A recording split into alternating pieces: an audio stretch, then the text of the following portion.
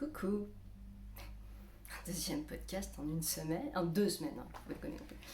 Quelle chance pour les courageuses qui reviennent à chaque fois. Alors je me présente très vite fait parce que j'ai chaud. Je m'appelle Johanna, j'ai 41 ans, j'habite en région parisienne, dans le 92 comme l'indique le pseudo. Je suis mariée, j'ai 2 enfants, ça, voilà. Et nouvel épisode de podcast où je vais vous parler de ce que je suis en train de porter pour pas très longtemps, qui est le pull Laurel, qui est fini. Hop là, le pull Laurel, regardez-le bien, vous avez pu le voir souvent, vous avez pu le voir longtemps. Là, je me tourne, voilà. Là, c'est bon, vous avez bien vu quand il est porté, machin. Voilà, c'est bon. C'est fait. Maintenant, je peux le retirer, je peux commencer à parler. Allez, seconde. Je me déshabille, hop là. Et hop là. Ça va mieux. Ouf.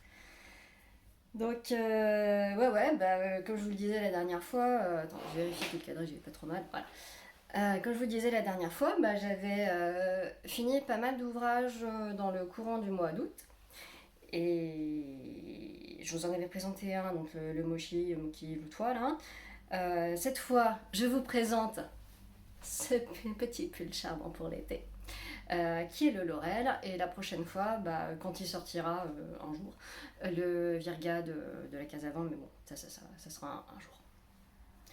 Donc voilà, on va rentrer tout de suite dans le vif du sujet, pas la peine de perdre du temps, avec donc ce fameux pull Laurel que j'ai tricoté en cale avec Alice. Coucou Alice. Alice is Knitting, n'hésitez pas à aller voir sa chaîne, c'est super sympa. Moi je passe toujours de très bons moments. Ça fait partie de ces podcasts où quand ils sont publiés, je me rue dessus dès que je peux. Dès que j'ai un truc relou à faire à la maison ou dès que j'ai un petit peu de dispo, ça fait pas partie de ceux que je mets dans la liste d'attente. En général, je vois qu'il apparaît dans le fil et je sais que je vais le lancer assez rapidement. Il y en a plein d'autres. Enfin, je vais pas vous faire la liste de tous les podcasts. Hein, vous les connaissez aussi bien que moi. Et j'aime bien ça. Je consomme. Ça me tient compagnie quand je fais à manger, quand je fais des machines, quand je plie du linge, parfois quand je fais des trucs relous au boulot, quand j'ai besoin d'un petit peu d'accompagnement, je mets un podcast, c'est quand même sympa. Oui, donc tout ça pour vous parler d'Alice, donc voilà, que j'embrasse très fort et qui a un très joli Laurel, elle aussi. Pas du tout la même ambiance que celui que vous êtes en train de voir. Le sien était plutôt clair, fait avec ses calendriers de l'avant. Moi, effectivement, on est dans quelque chose de beaucoup plus foncé. Alors, je me recule comme ça, vous le verrez bien. Alors, vous ne voyez pas ma gueule, bon, c'est pas grave. Vous n'avez pas perdu grand chose. Donc, il s'agit d'un pull d'Along avec Anna qui s'appelle Laurel et qui a cette forte similitude avec le Maric, sauf qu'en fait, il a du jacquard partout. Alors, comment j'ai fait pour. Qu'est-ce que j'ai utilisé comme laine ? L'espèce de violet là, c'est de la petite bout de laine Sweet Island. Alors, petite bout de laine, elle n'existe plus. Et elle n'existe plus, si elle existe, mais elle fait plus de laine teinte à la main, quoi, vous m'avez compris. Et donc ça, c'est sa qualité Sweet Island, c'est de la laine péruvienne. Alors forcément, elle vient de loin, hein. Il y a quand même d'Amérique latine. Ay, gusta la gasolina, dame más gasolina pour venir jusqu'en France habiller Jojo. Voilà, c'est international, hein, donc j'ai pas fini. Donc ça c'était cette qualité là, c'était très agréable à tricoter cette Sweet Island de petit bout de laine. Alors c'est dommage qu'il n'y en ait plus parce que franchement j'ai bien aimé, ça m'a un petit peu rappelé la Mondime, hein, qui est aussi de la fingering, donc je m'assois moi, qui est aussi de la fingering un peu rustique, c'est un peu sec, c'est non super wash. Et non, vraiment, je trouvais ça très agréable à tricoter. Si j'ai moyen de m'en choper plus, franchement, je le ferai parce que j'ai bien aimé. Puis sur le jacquard, ça rend bien. Ça a une très belle définition de point, une belle régularité aussi. Donc, vraiment, je suis contente de cette laine. J'aurais dû en acheter plus quand il y en avait. Et pour aller avec elle, j'ai utilisé plein de restes. Alors je vais vous montrer de façon un peu plus proche les restes que j'ai utilisés. Alors à la base, pour reprendre l'historique de pourquoi le laurel, machin, tout ça, à part le fait que cale sympa avec Alice, dans le cadre du cal de Anna, enfin longue avec Anna, Knit Out, machin, enfin le truc qui est fait sur Ravelry ou Instagram là. Donc, bon bref, on s'est dit, allez, on participe à ce cal et on se fait un petit calounet entre nous. Et moi, à la base, je voulais utiliser les restes de mes mitaines que j'avais fait il y a quelques mois, là, que j'avais montré dans un autre épisode. Bon, vous irez voir la miniature hein, si vous vous rappelez pas, mais en tout cas, c'était une mitaine que j'avais réalisée avec 10 mini de chez, essentiellement de chez Maison Septembre. Et ils étaient trop beaux. Et je voulais vu qu'il m'en restait pas mal, je voulais les utiliser dans un laurel. Et je m'étais plutôt projetée sur un laurel gris avec ces différents mini qui sont essentiellement bleus, violets et puis un petit peu rose. Je m'étais projetée là-dessus, mais finalement j'avais pas envie d'un laurel gris. J'avais de la laine grise, j'avais de la Maison Septembre, la numéro 1 grise, sauf que je me suis dit, du gris, ça pourrait être bien pour un basique, genre un gilet. T'as besoin de gilet, fais-toi des gilets. Qu'est-ce que tu attends? Qu'est-ce que tu attends pour te faire des gilets? Non, j'ai pas envie de faire de l'aller-retour. J'ai pas envie. Donc, je me suis mis ça de côté et j'ai regardé un petit peu dans mon stash et donc je suis tombée sur ce violet et je me suis rappelé d'autres mini qui m'étaient restés d'un précédent ouvrage.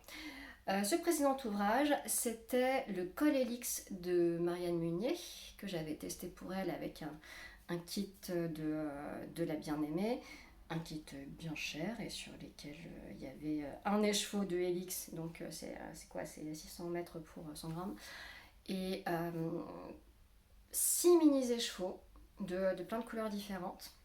Et on tricotait en simple. Alors, l'écheveau principal, donc il m'en est resté 25 grammes. Et puis tout le reste, il m'en est resté un peu plus de 16 grammes. J'ai utilisé un peu moins de 4 grammes pour faire le col. Et comme il était à plus de 100 boules, c'était cher. Je ne l'ai plus parce que j'en ai fait cadeau. Je l'ai offert à quelqu'un que je voulais remercier, donc, qui m'a permis de réaliser un rêve. Et donc voilà, je voulais lui faire un beau cadeau qui lui soit utile. Et donc je m'en suis séparée finalement assez rapidement. Enfin, je ne l'ai pas porté parce que de toute façon, je l'ai acheté à la base pour moi. Et puis finalement j'en ai fait cadeau. Donc vous ne le verrez pas, vous avez qu'à aller sur mon Ravelry si vous avez envie. Et je sais pas, scroller dans les projets, et à un moment vous tomberez dessus. Et voilà, et donc il me restait beaucoup de restes que j'ai un petit peu utilisé dans cet ouvrage. Alors ce petit truc rose là que vous voyez là, c'est pas dans le modèle, c'est juste moi qui ai mis ça pour me rendre compte que c'était l'arrière. Que ça c'est l'arrière et que ça c'est le devant, et pas me planter, pas réfléchir le matin, ah mais attends, ils sont lire en raccourci, ils sont là, non. J'aurais pu mettre une étiquette, c'est vrai. Et surtout que j'en ai des étiquettes. On en a offert lors du dernier tricoté d'Anthony. Il faut que j'arrive à bien la mettre pour pas que ça me gratte et tout ça. Enfin bon, parce que j'aime pas avoir des étiquettes.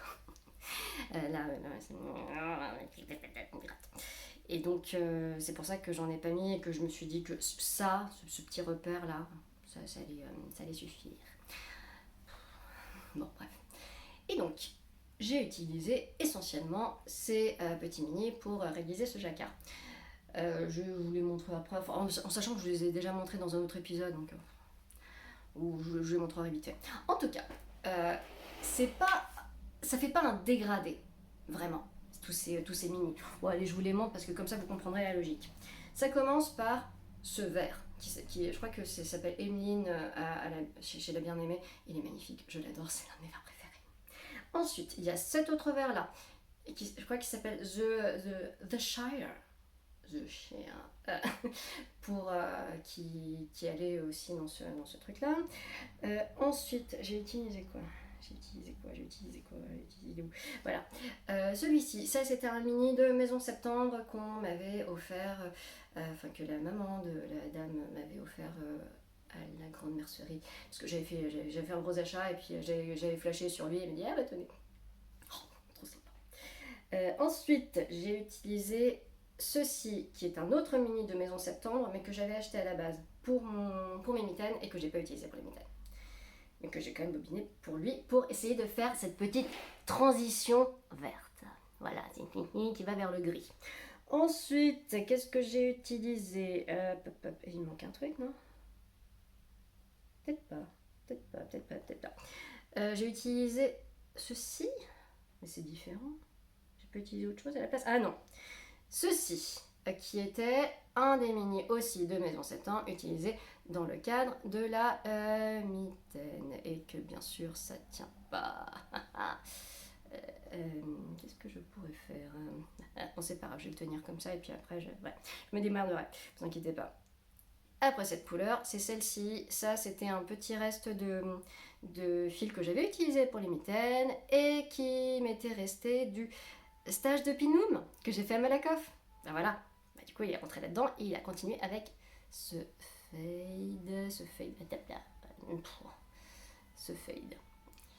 Et écoutez, on va lâcher les verts et les gris et on va continuer sur les roses. Ensuite, on est de retour sur le col Helix avec ce rose qui je sais pas comment il s'appelle.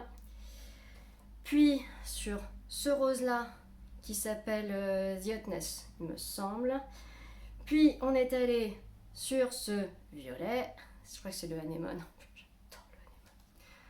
Ce violet là de Maison Septembre, utilisé dans le cas des mitaines. Et lui, pour lui, j'ai eu un énorme coup de cœur. J'ai même envoyé un mail à la fille là, pour lui demander ah, vous en auriez pas, machin, et tout ça. Et écoute, voilà.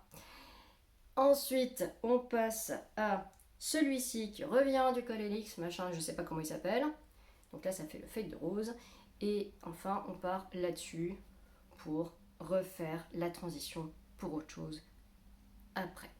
Donc, la logique pour mettre en forme tout ça, là, je voulais absolument avoir le vert en haut parce que j'adore ce vert-là. Et donc, j'ai commencé par lui. Donc, j'ai fait 3 rangs par couleur. Pour essayer d'obtenir ce fade. À un moment, je me suis pris la tête, est-ce que j'essayerais pas de faire des trucs plus fondus et tout. Et en fait, c'était beaucoup moins prise de tête de procéder comme ça. Donc en fait, c'est des petites, là, des petits points. Là, ça se voit pas très bien, je sais. Mais des petits points en vert foncé. Puis un bout de feuille comme ça. Une couleur par ligne. Donc là, les petits points. Le haut de la feuille, le bas de la feuille, les petits points, haut de la feuille, bas de la feuille, petit point, haut de la feuille, bas de la feuille, petit point, etc. Et là, j'arrivais au bout de mon fade. Alors, qu'est-ce que j'allais faire? J'avais pensé repartir en arrière, c'est-à-dire repartir sur du violet, rose et tout ça. Mais j'avais quand même envie que le vert y réapparaisse. Donc, j'ai essayé de recommencer le fade. Et donc ici, ah oui, ce que j'ai pas dit sur la Helix, donc, enfin si je l'ai dit, c'est que c'est du 600 mètres pour 100 grammes, donc c'est de la lace et en fait ça se tricote en double, enfin ça peut se tricoter en double et on a de la sport. Dans le col j'avais tricoté en simple, là je l'ai tricoté en double et donc ça veut dire qu'à chaque fois qu'il y avait de la Helix, donc là,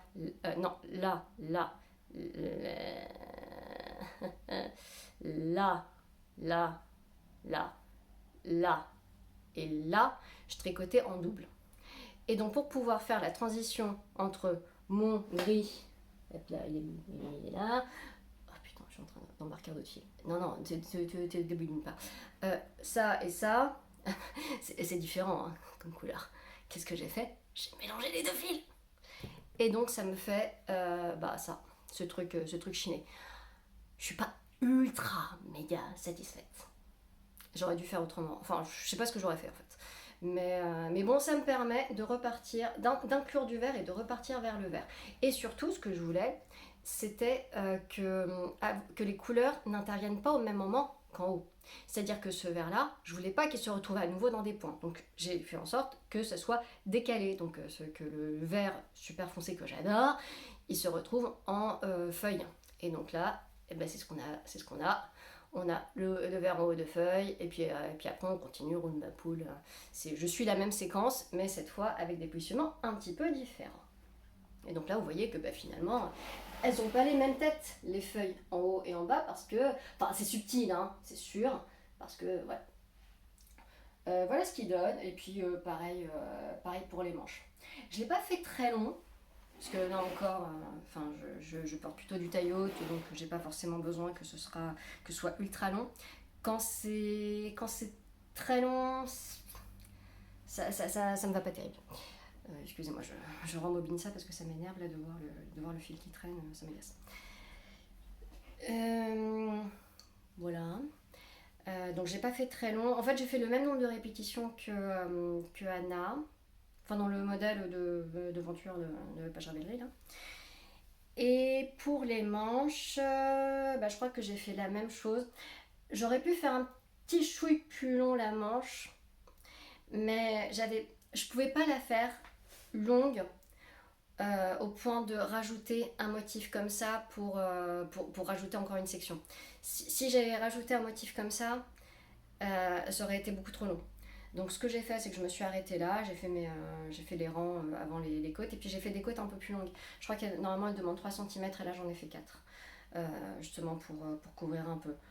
Alors je sais pas si quand vous m'avez vu porter, on voyait bien. Bon, c'est pas grave.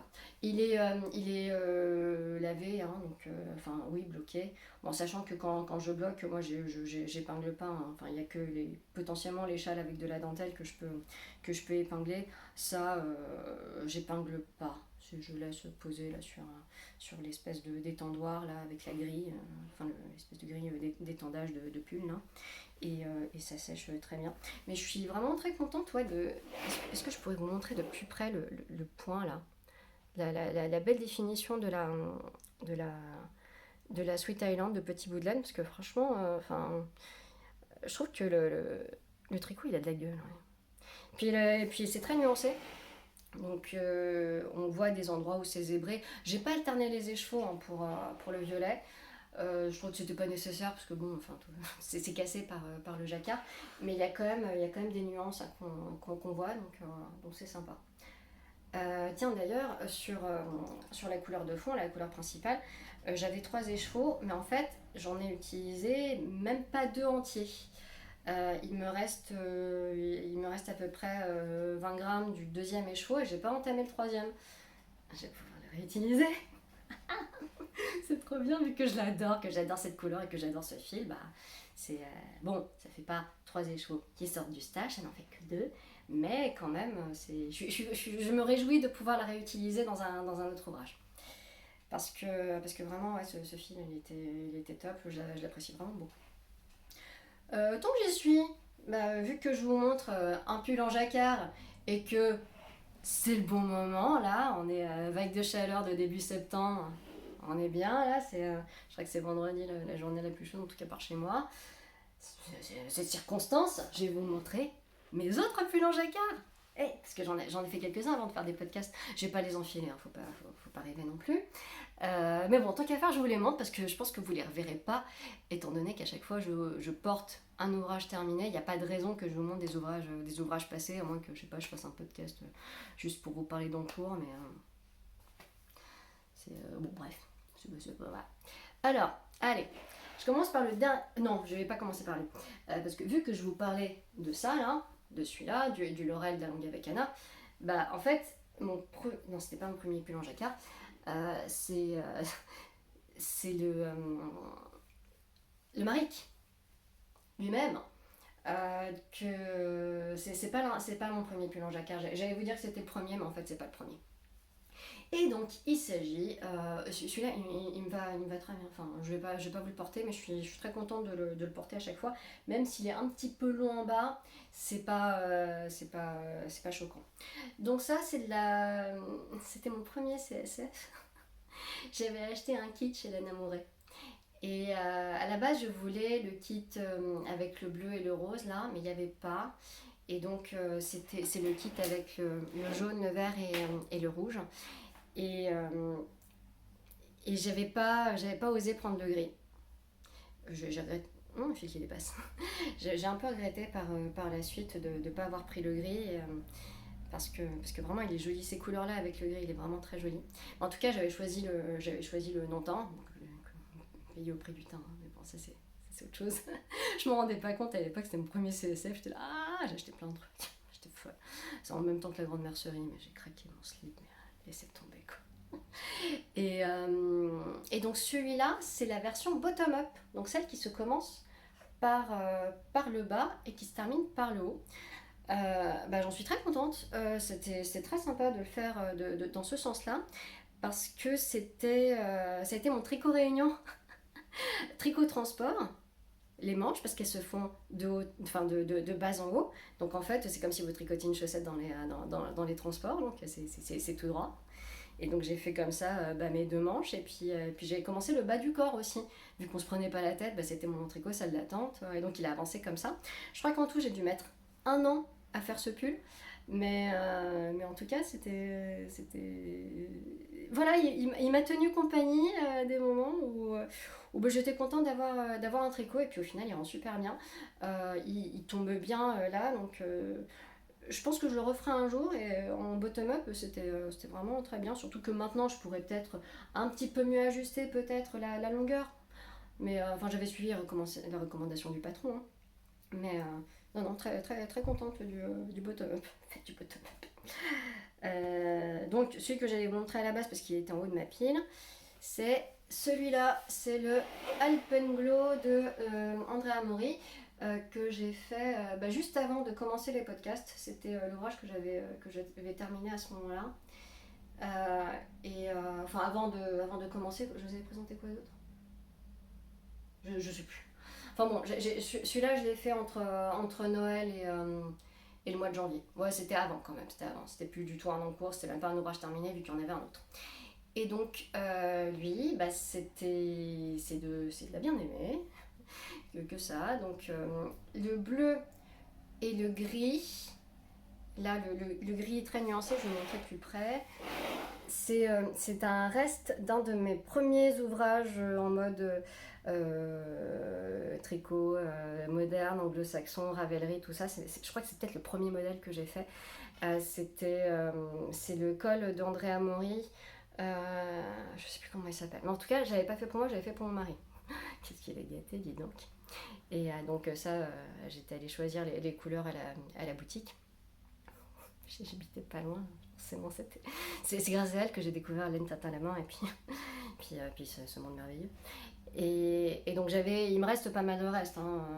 Ouais. J'avais de quoi me faire, finalement c'était 3 écheveaux de sport, c'est de la sport. Hein. 3 écheveaux de sport et puis je pouvais en faire un deuxième col avec les 3 écheveaux, sauf que j'ai plus l'envie. Et donc j'ai utilisé une partie des restes, donc celui-là et le gris, pour aller dans ce pull. Après le reste, c'est aussi de la bien-aimée. Ça, le bleu couleur de fond, c'est le coloris Winterfell. J'en avais 4 écheveaux. À la base, je voulais me faire un gilet Winterfell. Et j'ai un peu craqué quand j'ai vu la version d'Emaille-et-moi pour sa fille qu'elle avait fait à Noël dernier pour sa fille. Je l'ai trouvé magnifique.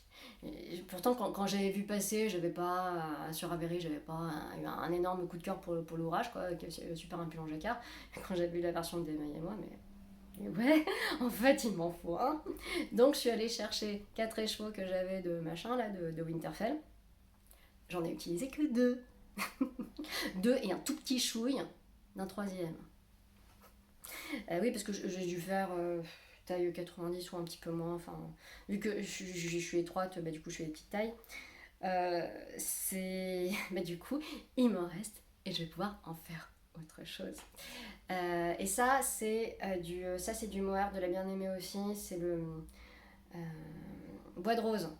C'est la même couleur que le soufflet là. J'ai beaucoup de bois de rose à la maison. Et donc ça, le bois de rose, il m'en reste encore. Je l'avais utilisé pourquoi? J'avais utilisé encore pour un autre ouvrage. Il m'en reste encore 2 écheveaux. Il me reste 2 écheveaux de Winterfell. Et comme je trouve que ces 2 coloris vont plutôt bien ensemble, je vais me faire un jour un Illuminate d'Andrea Mori aussi. Parce que c'est celui de Lysandre qui m'a... Regardez-moi, regarde comme je suis beau, comme je suis belle, que je suis un joli pull et que je flatte bien, machin, tout ça, là. Bon, je me dis, oh, moi, je fais le même. Bah, par conséquent, je vais me le faire aussi. Un jour. Ensuite, troisième pull en jacquard. Troisième, non, quatrième. Vous inquiétez pas, la pile elle est bientôt finie. Hein. Celui-là, vous le connaissez, je vais pas rentrer dedans, c'est mon pull feutré sous les bras. Il y a un épisode dédié, vous irez voir. C'est le Crown and Moses. Ensuite, mon premier jacquard, mon premier pull en jacquard. Cette fois, je vais vous le présenter par deux, parce qu'il y en a deux. Le premier pull en jacquard, c'est celui-ci. Modèle ultra connu, hein, le Soldotna. Le Soldotna de, comment elle s'appelle, Kathleen Hunter. Donc effectivement ultra connu. Et ça, c'était un kit de chez... j'avais acheté un kit chez Trélise. Parce que je rêvais de faire ce pull. C'était vraiment... c'était au tout début de mes... Enfin, c'était lors de mes débuts Ravelry, là. Il était sorti, gros succès, machin, et je rêvais absolument de le faire. Pour moi, c'était le truc de la tricoteuse. Fallait le faire. J'avais commencé à essayer de le faire un été avec de la Fonty Guéret, avec des couleurs très sympas que j'aimais beaucoup. Mais l'échantillon était pas bon. Et à l'époque, je faisais super attention à l'échantillon, je connaissais pas encore bien ma tension, ma façon de tricoter, machin. Donc j'avais un échantillon beaucoup trop serré, et donc j'ai abandonné. Et je me suis dit, bah vas-y, commande un kit chez quelqu'un qui qui fait de la vraie DK et pas de la DK ultra fine qui ressemble à de la sport là. C'est le cas de la Fonty Guéret quand même. Et donc c'est ce que j'ai fait.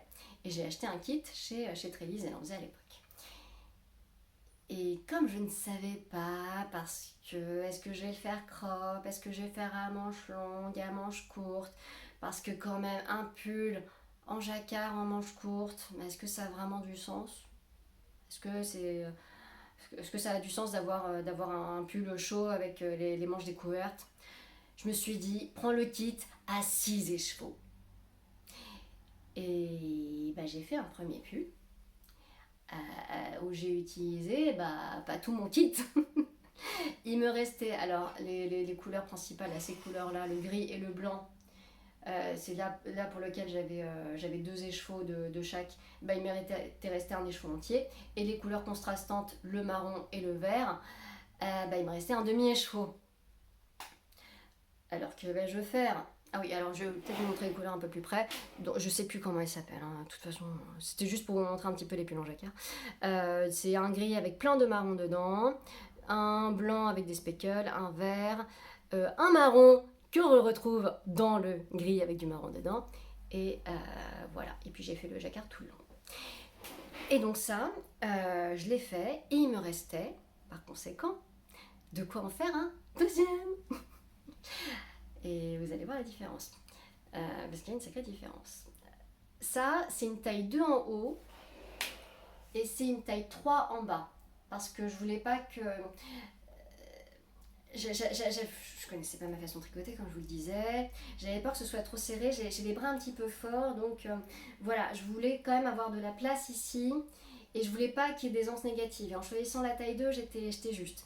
En taille 2, là-haut, j'étais censée être bien, parce que c'est là, mais en bas, puis en plus ventre, machin, tout ça, là, enfin je vais pas vous faire un dessin.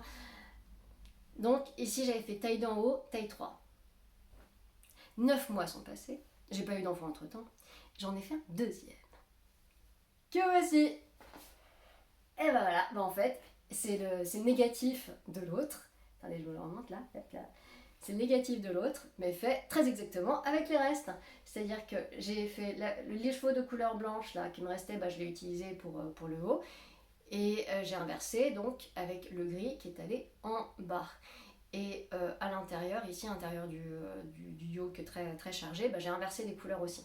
Donc c'est-à-dire que les flèches, elles étaient marron, non, elles étaient vertes, là elles sont marron. Voilà. Et figurez-vous que ces pulls, je les porte énormément. Alors, avant de vous dire que je les porte énormément, on va comparer. Ça, c'est de la taille 2 partout. Mais il y a grosse différence. Là, regardez, celui-là, il est beaucoup plus petit que celui-là. Et qu'est-ce qui a changé entre les deux? Là, regardez-moi ça, regardez-moi la différence de taille entre ça, qui est quand même un petit peu ajusté, mais pas trop non plus, et ça, qui est méga large. Dans les deux cas, j'ai utilisé les tailles d'aiguille recommandées, je sais plus lequel c'était, mais j'ai utilisé les tailles d'aiguille recommandées. C'est juste qu'en 9 mois, ma tension a énormément bougé. Je tricotais très lâche. À l'époque où j'ai tricoté celui-ci, bah, on voit c'est ultra drapé, c'est ultra ajouré, machin. Enfin, vous n'allez pas le voir là, mais moi je le vois parce que j'ai le jour là qui vient. C'est ultra ajouré et donc bah, je vois, je sens que le tissu il est fluide. Et ici, il est beaucoup plus serré. Et bah voilà, bah c'était les mêmes tailles d'aiguille, 9 mois d'expérience de tricot, bah attention qui change vraiment du tout au tout. Donc clairement, ici elle était trop lâche, là elle s'est normalisée. Hein. C'est beaucoup plus proche des échantillons recommandés par les designers en règle générale et, et c'est plus proche de la façon dont je tricote aujourd'hui. Je trouvais ça intéressant de vous les montrer, surtout que j'ai la chance d'avoir les deux ensemble en même temps. Parce que celui-là, en général, je l'ai ici en France. Et celui-là, je laisse chez mes parents au Portugal. Et je l'ai ramené juste pour le laver, en fait. J'avais pas envie de le laver là-bas. Donc, j'ai pas envie de faire chier ma mère avec ça. Donc, je l'ai ramené pour le laver. Et en fait, je les porte tous les deux énormément. Parce que celui-là, quand je vais au Portugal, en général, c'est l'été. Et les matinées sont parfois un petit peu fraîches. Et parfois, au bord de la mer, il fait un petit peu frais, les soirées sont un petit peu fraîches. Donc en fait, lui, quand on sort le matin, je le porte le matin, ou alors je le mets dans mon sac, comme ça, quand j'ai besoin de me couvrir un petit peu, bah, j'ai quand même les bras qui sont à l'air, parce que j'ai pas spécialement froid au bras, mais ici, là, je suis bien. Donc, je le porte énormément. Alors, mon mari se fout de ma gueule, parce que c'est trop long, enfin, il le trouve moche et tout. Puis mes parents aussi se foutent de ma gueule, parce qu'ils me disent « Ah, tiens, t'es revenu du Pérou !» Voilà, c'est comme la laine qui vient de loin, là. Mais je m'en fous parce que dedans je suis super bien. Et donc voilà, bah ça c'est mon gilet de l'été. C'est lui qui m'aide à avoir un petit peu chaud quand il fait un peu frais. Et celui-là, je le porte énormément à l'automne et au printemps. Et je le porte beaucoup. Je porte à la maison. Hein. Celui-là, je vais pas au taf avec. J'assume pas. Surtout qu'en général, donc, je porte ça en haut. C'est ma tenue de télétravail. Hein. Je porte ça en haut, je porte un bas de jogging en bas, et là en dessous j'ai toujours des t-shirts à manches longues. Je porte énormément de t-shirts à manches longues quand c'est comme ça la mi-saison et que je suis à la maison. Et bah, ça me permet d'avoir un petit peu chaud. Donc ça me fait comme une espèce de veste, là tu sais, des bardeurs là qu'on voit beaucoup, sauf qu'il a un petit peu de manches. Et ça c'est mon uniforme de télétravail finalement parce que comme ça je suis bien, je suis quand même à l'aise, j'ai pas trop chaud, mais là où j'ai besoin d'un petit peu plus de cocooning, j'ai ça. Donc ouais, c'est à partir du mois d'octobre jusqu'au mois d'avril, je le porte non-stop finalement.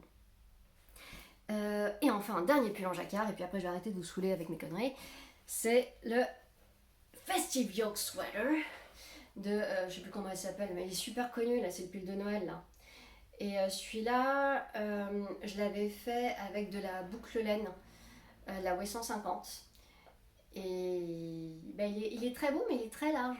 En fait, j'aurais dû réduire de taille d'aiguille parce que j'ai plus d'aisance positive que ce que j'aurais voulu. Je voulais pas non plus une aisance négative parce que c'était la première fois que je tricotais de cette laine, j'avais peur que ça me pique. Et en fait, ça me pique pas. Enfin, en tout cas, l'hiver, ça me pique pas, donc ça va. Mais j'aurais dû, ouais, c'est de la figurine, j'aurais dû le tricoter peut-être avec une taille d'aiguille un peu plus petite. Et bon, voilà la gueule que ça, le jacquard de plus près. Donc, la laine était très agréable à tricoter. Et bah, les motifs, le fait qu'il y ait du jacquard partout, c'est sûr que ça stimule un peu. Hein. C'est la gueule, hein, quand même, quand je vois la caméra, je me dis, ouais. Là, je le porte pas, genre soirée de Noël, tout ça, parce qu'il est pas très habillé, clairement. Vu qu'il est un peu large, il est pas très habillé, mais effectivement, au mois de novembre-décembre. Non, j'ai fini quand? Bon, bref. Au mois de décembre dernier, je les portais quasiment tous les jours. Je crois qu'un jour sur deux, je le mettais, je l'aérais, là, et puis après le lendemain, je le reportais, et c'était très bien d'avoir son pull de Noël. Je voulais absolument, l'année dernière, avoir un pull de Noël. Bah, j'ai eu mon pull de Noël. C'est du rose foncé et c'est du rose clair, hein, ça. Voilà, vous avez vu tous mes pulls en jacquard. Voilà, comme ça on a meublé pendant 35 minutes. Parce que sinon, à part ça, j'ai pas énormément de choses à vous raconter. Parce que le virga, ça sera pour une autre fois. Les encours, finalement, vous les connaissez. Enfin, je les ai déjà montrés. C'est le baigneuse et le Sweetheart Bomber. Donc ça, j'en parlerai quand ils seront finis. C'est rien que je vous les remontre en ouvrage en cours. Ça va être chiant et lourd pour vous. En revanche, ah non, si, j'ai un truc à raconter. Je vous avais montré la dernière fois les laines que j'avais achetées chez comment ça s'appelle, chez Ovelia Negra pour faire le col des dalles. Du coup, il est sorti la semaine dernière, là, il est sorti vendredi, et j'ai commencé à faire le col des dalles. J'ai tout défait, et je vais pas le refaire. Plusieurs raisons. Alors déjà, bon, je m'étais lancée et j'ai défait pour une raison très simple, c'est qu'en fait j'ai vrillé. Pourtant j'avais fait attention, machin, tout ça, et puis là je tricote mon truc, voilà. J'arrive au 8e rang, je me dis, là j'essaie de l'aplatir un peu, mais peut-être, j'aplatis partout là, c'est quoi ce bordel, et j'aplatis, ah bah non, j'ai vrillé en fait, oh fait chier, oh bah j'arrête, je défais, ce que je refais, non je refais pas. Donc il y a plusieurs raisons pour cela, pour lesquelles je refais pas. La première, c'est que je m'en suis rendu compte lors du tricotage du col, c'est que le fil est très fin. Je vous l'avais montré, puis là j'ai pas redescendu, mais en fait il est aussi fin que la Helix finalement, il est fin comme ça. Alors certes, il est plein d'huile de filage, il est censé se regonfler parce que ça reste quand même de la figurine malgré tout, c'est très très fin. Et c'est de la laine non superwash, il accroche énormément. Et ça, au tricot, lorsque je tricotais le col, donc sur un petit câble, petites aiguilles et tout ça, le fait que ça accroche tout le temps et que c'était très fin, ça participait beaucoup à mon inconfort. J'avais déjà fait l'expérience l'année dernière que, effectivement, tricoter comme ça sur des circonférences un peu serrées, ça me faisait mal, ça me fatiguait beaucoup les mains. Et donc là c'était le cas, et le fait que ça accroche vraiment beaucoup, enfin c'est de la très bonne laine à jacquard, hein.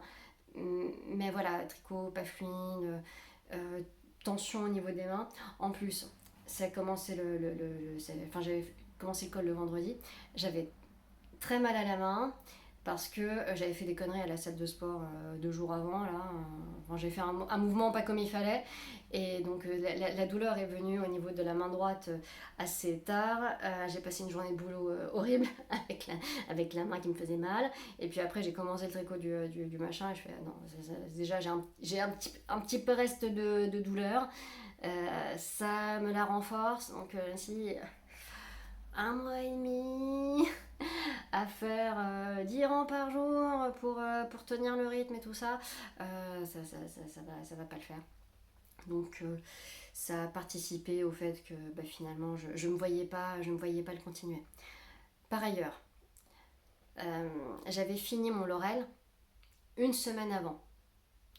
Et pendant une semaine, en fait, je savais que j'allais avoir le MK du dédale là, qui allait commencer.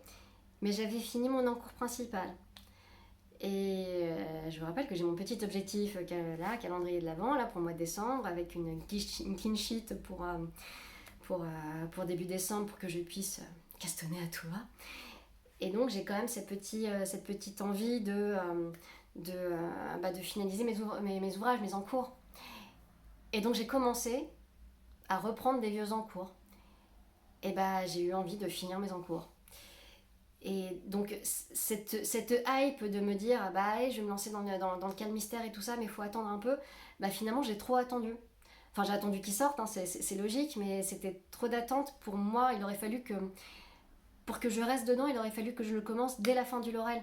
Mais non, parce que je suis passée à autre chose entre temps et finalement, j'ai presque eu un moment où finalement monter le col mystère le 1er septembre, ça m'a fait chier. Parce que j'avais pas envie, j'avais envie de finir mes encours. Et d'ailleurs, j'en ai fini un. Ouais, je vais vous le montrer. Ouais. Ouais, je vous montrerai ça après. Et donc, c'est ça, toutes les raisons que je vous ai exposées. Et deux autres raisons qui ont fait que finalement, j'ai pas eu envie de continuer. C'est que quand je vous ai montré le col céramique la dernière fois, je vous avais dit que j'en avais marre de le voir, machin, parce que j'avais porté tout l'hiver. Et puis je l'ai revu, je me dis quand même, il est vachement bien. Hein.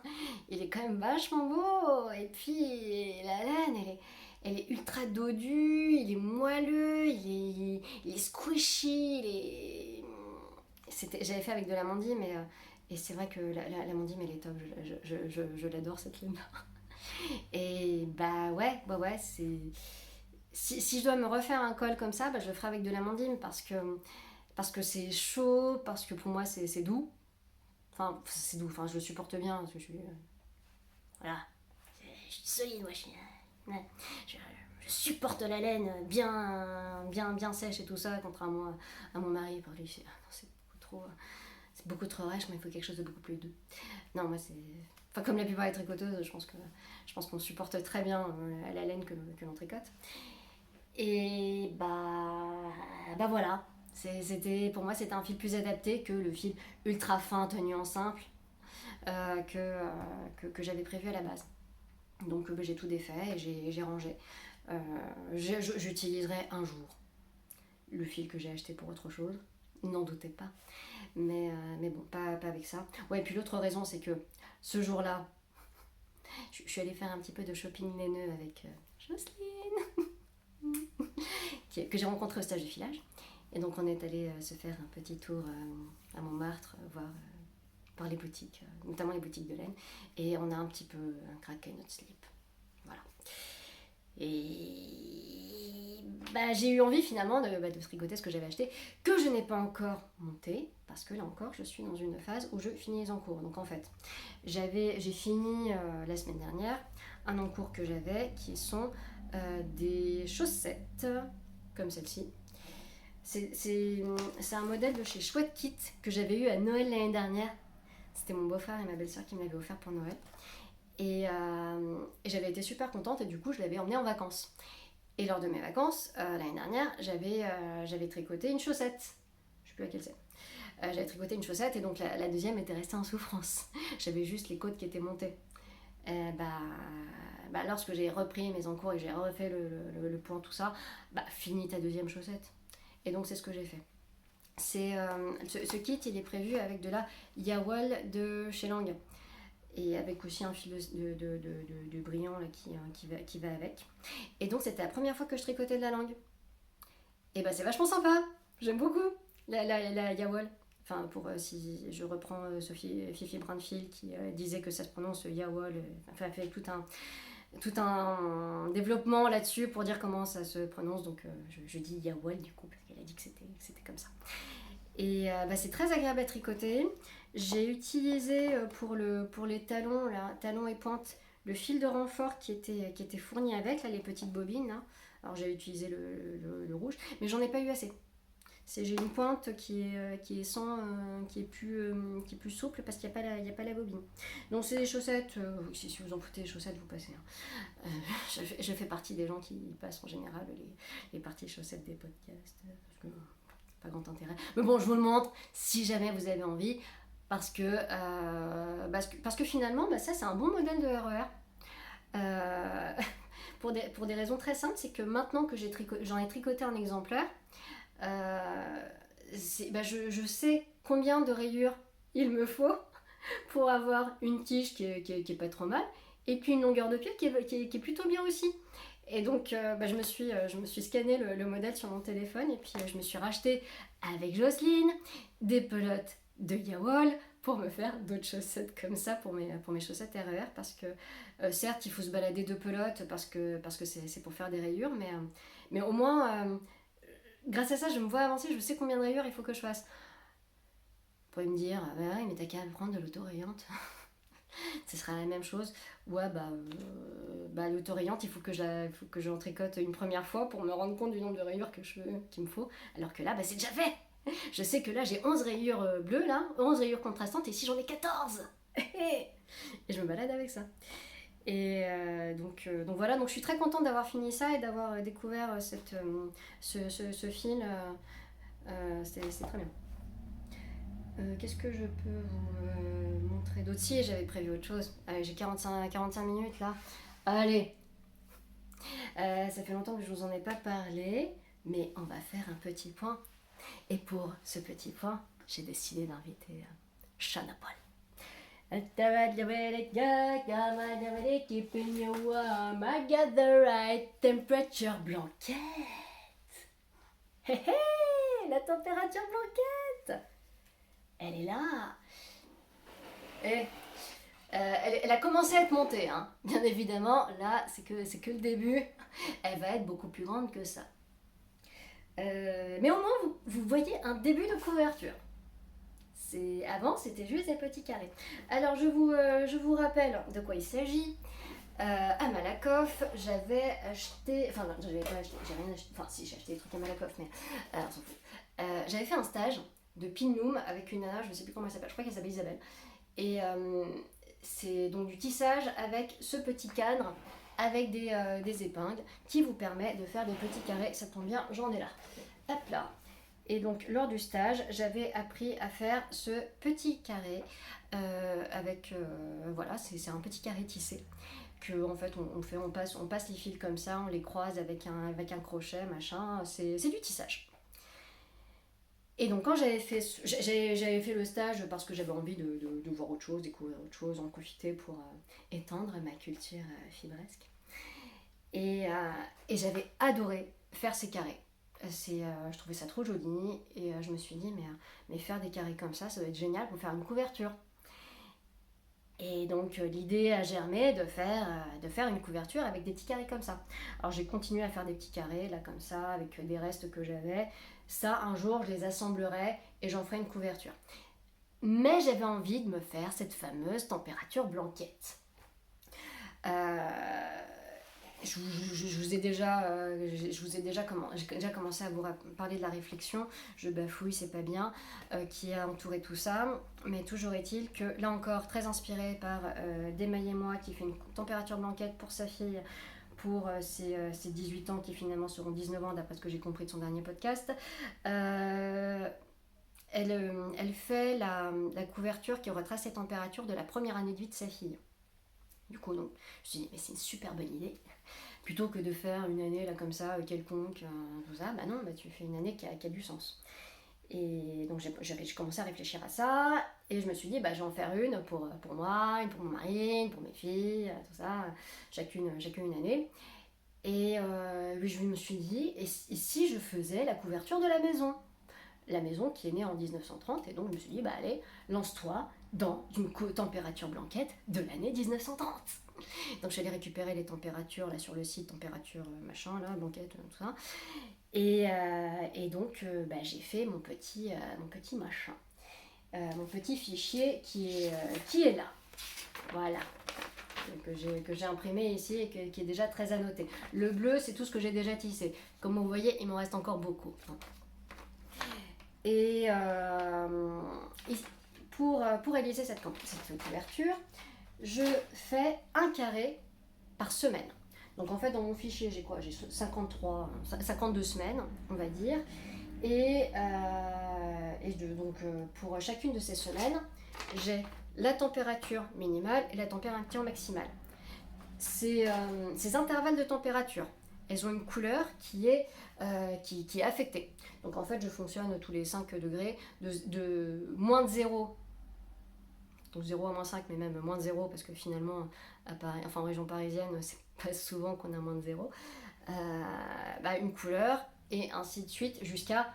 Je crois que j'ai une couleur pour les plus de 40, avant que ce soit pour les plus de 35, je sais plus exactement. Et donc ça, c'est là-dedans. C'est dans mon petit panier.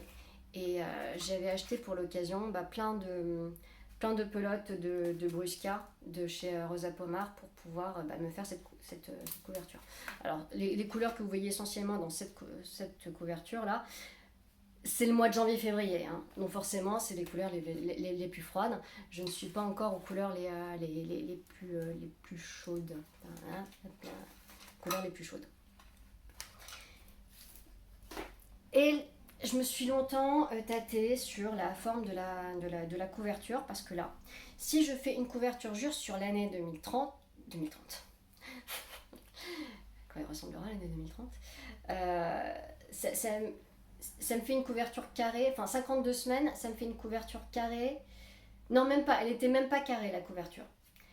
Donc, j'ai ajouté 12 carrés, cette fois en mettant les couleurs des mois. Donc là, j'ai deux couleurs j'ai la couleur minimale de la température minimale pour une semaine et la température maximale pour la même semaine. Donc c'est ce qui fait que j'ai deux couleurs à chaque fois. Mais pour les mois, j'ai décidé de mettre toutes les couleurs du mois et de tisser différemment en fait, tisser un rythme différent les couleurs. Donc c'est pour ça que c'est un petit peu différent. Et en plus, j'ai fait une bordure au crochet d'une couleur différente pour bien identifier le mois. Alors parfois, là vous voyez ici que c'est des couleurs qui reviennent, elles sont les mêmes, mais effectivement je les ai pas tissées pareil pour qu'il y ait quand même un petit peu de différence. J'ai commencé à monter cette couverture et je me suis dit que 64, parce que ça fait 52 plus 12 mois, 52 semaines plus 12 mois, ça fait 64, ça me fait une couverture carrée 8 sur 8. Ça va pas être très très grand. Donc j'ai pris une autre décision.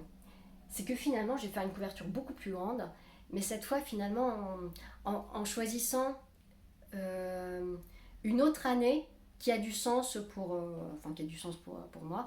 Donc en fait, concrètement, 1930, c'est l'année de naissance de la maison, l'année où elle a été construite, et 2022, c'est la première année qu'on y a passé. 2022 est une année de record de température. Donc ce qui fait que je vais avoir 1930 avec des températures qui sont plutôt tempérées, machin, tout ça. Et puis une partie 2022 avec des températures extrêmes. La couverture de température va se transformer en température de l'angoisse. Là, 92 ans de différence entre la partie haute et la partie basse. Et là, on va se dire, oh, putain, réchauffement climatique. Comme s'il y avait besoin d'une couverture pour s'en rendre compte. Et à la fin, elle aura une... J'ai fait mon petit brouillon. Elle aura une forme un peu comme ça. Alors ça, c'est mon quadrillage que j'ai fait un petit peu à l'arrache, tout ça. Ça me permettait de répartir les carrés pour avoir une couverture rectangulaire qui est quand même une certaine ampleur. Donc finalement, tous ces carrés-là, ils servent à rien, donc je vais les virer. Donc tout ça, c'est l'année 1930 qui va se limiter là. Donc là, c'est les carrés que j'ai déjà commencé à monter. Et ici, ça sera l'année 2022. Pour pouvoir faire cette forme-là, il me manquait encore un carré. Donc 52 semaines plus 12 mois ne me suffisait pas, il me manquait un. Donc je ferai également le carré de l'année où je mettrai toutes les couleurs que j'aurais utilisées sur l'année. En question. Spoiler alerte. Pour l'année 2030, effectivement, je n'utilise pas les couleurs les plus chaudes de ma température, que j'utiliserai en revanche en 2022. Donc j'aurai moins de couleurs dans le carré de l'année 2030 que pour le carré de l'année 2022. Et donc à la fin, j'aurai une belle couverture, je pense, pour 2 personnes, à mettre facilement sur un lit. Alors je sais pas si elle sera jolie, hein, mais c'est pas grave, elle sera rigolote et elle aura une histoire. Ici, le tissage... Alors, il y a des carrés qui sont bloqués, c'est lesquels? Celui-là, il est bloqué, je l'ai lavé. Celui-là aussi, je crois, mais pas les autres. Et celui-là, je l'ai tissé un peu n'importe comment. C'était le premier que je refaisais depuis longtemps. Et donc, en termes de tension de fil, c'est tout pourri. Mais c'est pas grave, de toute façon, un jour, je la laverai pour bien régulariser tout ça et que ce soit bien beau. Ouais, quand même, il y a une différence. Quand c'est, là, je vois, excusez-moi, là, ce qui, vu de l'arrière, ce qui est bloqué, ce qui est pas bloqué. Enfin, ce qui est lavé, ce qui est pas lavé. Ce qui est lavé, c'est quand même vachement plus régulier. Donc ici, on a le mois de janvier, puis après, je fais en diagonale, là, semaine 1, semaine 2, tout ça. Là, ici, on a le mois de février. Il est joli le mois de février, là. Je crois qu'il a de la gueule le mois de février. C'est des belles couleurs qui vont bien ensemble. Je le préfère au mois de janvier, finalement. Ouais, je préfère le mois de février au mois de janvier ici. Et donc, ouais, je les assemble avec la fameuse laine dont je vous parlais la dernière fois, là, de chez Ovelia Negra. Alors, est-ce que je l'ai ici? Oui, parce que je suis en train de crocheter un carré, une bordure de carré en ce moment dans le RER. Le voici. Hop là, ça c'est celui que je suis en train de faire. Ah merde, tire pas le fil. Voilà. Oh putain, quel bordel là-dedans. Oh, entre les aiguilles des autres. Oh là là. J'ai chaussettes et puis j'ai ça aussi, j'ai le carré. Hop là. Attends, passe là en dessous. Voilà, ok. Ça, c'est le carré que je suis en train dont je suis en train de faire la bordure. Et donc, j'utilise ce fil qui est de la Victoria de chez Ovelia Negra, voilà, et qui est en fait de la single. Bon, c'est la single. Blanche. Et pourquoi j'ai voulu mettre de la single fingering pour cette couverture qui est faite je crois que c'est de la worsted, la brusca c'est de la worsted, il me semble. Bon, c'est un peu plus épais. Et puis effectivement au lavage ça gonfle un peu. Parce que j'ai quand même besoin d'assembler les carrés et j'avais envie de le faire au crochet.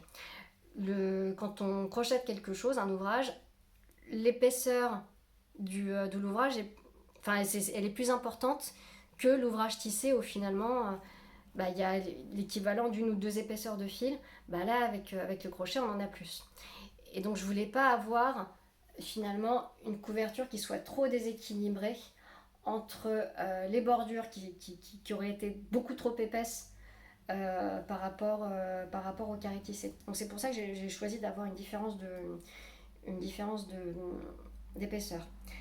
À la base, pour faire ces bordures, j'avais utilisé de l'amandine.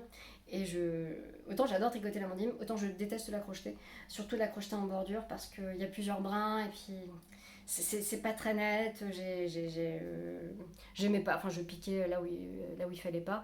Alors qu'avec de la single, finalement, j'ai pas de problème quand je pique au bon endroit parce que de toute façon, il n'y a qu'un seul endroit où piquer. Et pour l'instant, ça a de la gueule. Hein. J'ai commencé à assembler ça pendant les vacances. Je sais plus dans quel sens c'est. Il me restait de la place dans la valise, donc j'ai pris le plinum, j'ai pris de la laine, et puis j'avais prévu de l'acheter dans les vacances, donc je me suis dit, allez, comme ça, quand tu commences à l'utiliser. Et donc, j'ai choisi ce coloris, donc c'est de l'écru, pour les semaines, et pour mettre en avant les mois, j'ai pris ce coloris un peu saumon. J'étais pas forcément partie sur celui-ci à la base, mais ils n'avaient pas beaucoup de choix de couleurs, ils n'avaient pas encore eu le réassort, donc j'ai fait avec ce qu'il y avait. Et ma foi, je suis contente. On verra quand la couverture sera complète, mais elle est sympa comme ça. Voilà. Qu'est-ce que je peux vous dire de plus? Je vous la remontrerai pas à chaque fois parce que le temps que je fasse des carrés, le temps que je les assemble, on n'est pas rendu. Donc je sais pas, je vous la remontrerai peut-être quand j'aurai fini 1930 un jour. On espère, parce que c'est vrai que c'est quand même un ouvrage ambitieux. Et voilà. Oui, suite à une demande de Sandrine, de Tricoting by Sandrine, qui m'a demandé de montrer mes filets mains. Je vous avais dit, j'ai fait un stage de filage. Voilà. Et suite à ce stage de filage, je me suis acheté un fuseau turc, parce que ça a été la découverte fuseau turc. J'ai pas acheté de rouet, pas encore, parce que là, c'est prendre la place, pas simple à utiliser, tout ça, alors que le fuseau turc, c'était tout de suite une histoire d'amour. Et donc j'ai commencé à filer et à retordre. Un peu des fibres que j'avais. Donc ça, c'était des laines delphines, et ça, c'était du mérino portugais. Et voilà la tête du fil que ça a. Attendez, j'ai fait un micro écheveau là. Et franchement, moi je suis contente. Je suis la youtubeuse beauté. Alors allez, on va appliquer un brin sur ma crème paupière. Bref. Je suis assez contente de la régularité du fil. Il a l'air dodu et tout. Enfin, je sais pas, je suis trop contente. C'est régulier. Est-ce que j'ai défait mon micro écheveau là? Hop là. Tenez, je vous le défais là. Ils entortillent même pas trop. Il est plutôt pas mal. Là, regardez. Bah, j'ai hâte de le tricoter. Et bon, j'en ai encore beaucoup à filer, hein. C'est comme je vous disais, j'ai 500 grammes de chaque là. J'ai du taf. Et voici le marron. Donc lui aussi, il est plutôt équilibré, donc. Il a bien bossé, Jojo. Et donc là, comme ça. C'est beau. C'est beau parce que le retors, on le voit bien là. C'est, on le voit bien le retors. Là, vous voyez, enfin, là, vous verrez les petits bloom bloom là de chaque côté du fil là, le fait que ça fasse des petits trucs comme ça. Et je trouve ça sympa. Je trouve ça sympa et donc j'ai hâte de les tricoter. Alors pour lui, je n'ai pas encore d'idée d'ouvrage, mais pour lui, j'aimerais bien me faire une couverture coty, comme notre ancien président, ou pas tout à fait, d'Anna Johanna. Elle a sorti il n'y a pas très longtemps une couverture avec de la dentelle et tout ça. Elle est magnifique. Enfin, j'ai vu, j'ai bavé dessus, j'ai acheté le patron. Et ben, j'aimerais bien utiliser cette laine-là pour la mettre en valeur, et parce que j'en ai beaucoup, qu'il faut que je huile, je sais. Et là, j'ai hâte d'essayer, en fait. J'aimerais bien la monter juste pour voir ce que ça donne, faire un échantillon. J'aurais le droit de me faire un échantillon Je sais pas. J'aime bien voir la tête que ça aura. C'est une couverture pleine de dentelle et tout ça, avec de la texture. Enfin, franchement, allez la voir, un coty KOTI de chez Anna Johanna. En sachant que je dis jamais, mais je vous mets les liens vers les patrons Ravelry là en dessous, là, dans la description. C'est tout ce que je vous mets. Enfin, parce que les laines, ça, on s'en fout. Enfin, on s'en fout. Vous faites avec ce que vous avez envie de tricoter, mais c'est vrai que bon, je mets en général le lien vers les patrons. C'est plus facile à trouver que la plupart du temps les laines, soit qui se font plus comme l'autre là, ou qui sont pas forcément faciles à trouver. Et vraiment très très belle couverture, et j'aimerais bien réussir à la mettre en valeur avec ça. Celle que j'avais entamée pour le test là avec le fil simple, j'ai défait parce que j'allais rien en faire, donc ça fait un encours en moins. Voilà, on tue les encours et on fait en sorte de réduire tout ça. Bah voilà, Sandrine, bah tu vois mon filet main. Ah, et puis oui, j'avais sorti l'autre aussi, celui que j'avais gagné de Mystic et Fibrae, des petites potions là. Le reste de Pitaya Tarte, de je sais comment elle s'appelle, petite potion qui fait plus non plus. Et ben, heureusement que je vous mets pas les liens, hein. Bah ça, je l'ai filé au fuseau turc aussi. Et bah lui aussi, il a de la gueule. Franchement, je suis trop contente. C'est pas beau, sérieux. Non, ça se trouve, tu dis que c'est moche, machin, tout ça, mais non, c'est trop beau, donc j'ai envie de m'acheter de la fibre teinte à la main. Parce que ouais, j'ai pas énormément de fil, hein. Je crois que je pourrais essayer de faire rentrer des mitaines crème là-dedans. Je pourrais essayer. Je pourrais essayer pour en faire quelque chose, parce que ça vaudrait le coup d'en faire quelque chose. Autant le début de cette fibre que j'avais filée au stage avec le rouet, c'est je pourrais l'exploiter en tissage, peut-être avec le pinou, mais encore faut voir, c'est peut-être un peu épais.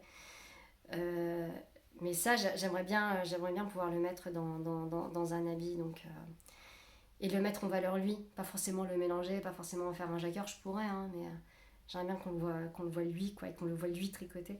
Et pareil pour elle, c'est génial le fuseau turc. Enfin, je vous encourage à vous y mettre, parce que c'est trop bien.